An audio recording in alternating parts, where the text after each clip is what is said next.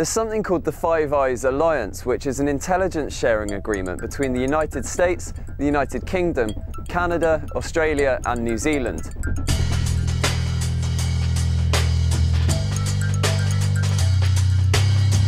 Now, during the Second World War, the UK and the US were sharing intelligence about the Nazis. They had an agreement called Brusa, which allowed them to exchange personnel and gave both countries rules on handling classified information. And that agreement was working out so well for them that they carried it on after the war with the originally titled UK-USA Agreement. In fact, the agreement was working out so well for the intelligence agencies that it expanded to include 3 parts of the Queen's Commonwealth: Canada, Australia and New Zealand. And there you have it, the Five Eyes Alliance was born. It was supposed to help with the sharing of intelligence on the Soviet Union and China, but it's not always been used for that. The Five Eyes set up a system called Echelon. It's what's called a signals intelligence sharing system. Now, in a nutshell, Echelon was a project to share wiretap phone conversations, satellite information, and eventually fibre optic communications. It's rumoured that the project dates back to 1971, although obviously it would have been developing as new technologies do.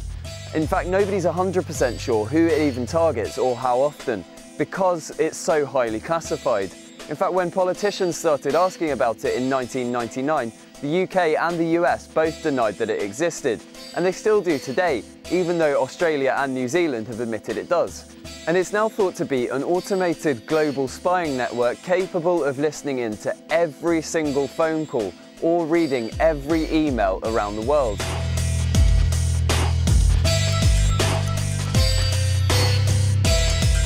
We've known that this system exists since at least the year 2000, but there was a BBC documentary by a guy called Duncan Campbell that came out in 1987, and it was brought up then.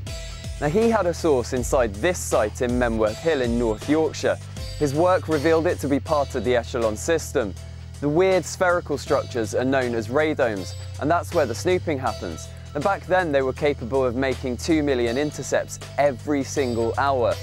They looked out for keywords and message patterns trying to uncover terrorist plots or cross-border crimes, and any communications flagged would be passed on to intelligence analysts. That base was linked to the headquarters of the US National Security Agency and GCHQ, and it wasn't the only base. The Five Eyes Alliance had listening posts all over the world.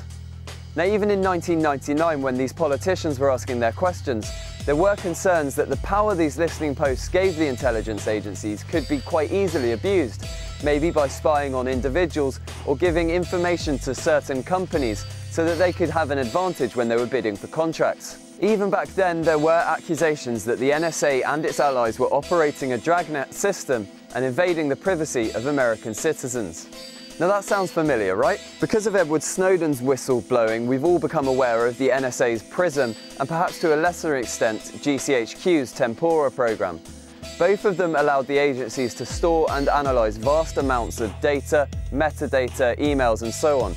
The UK's Foreign Secretary William Hague has refused to comment on whether or not the information collected by those programmes was shared, and the same goes for GCHQ. Then a spokeswoman for the NSA said this: "Any allegation that NSA relies on its foreign partners to circumvent US law is absolutely false. NSA does not ask its foreign partners to undertake any intelligence activity that the US government would be legally prohibited from undertaking itself." But if all of our intelligence agencies are collecting this information anyway, does the NSA really need to ask for it? What the Five Eyes Alliance and Echelon show us is that for a long time our governments have been able to collect this information, and that they have the legal basis to share it. So given that they've extended these dragnet programs so far and wide without any public knowledge, should we believe them when they tell us that they aren't actually sharing this information? Let us know what you think in a comment below, and check out our playlist on Edward Snowden. If you need a bit more information on the NSA and PRISM, then there are a couple of videos over there that you can click on, and they should be in the video description as well. Please don't forget to subscribe to the channel, and we'll see you again next time.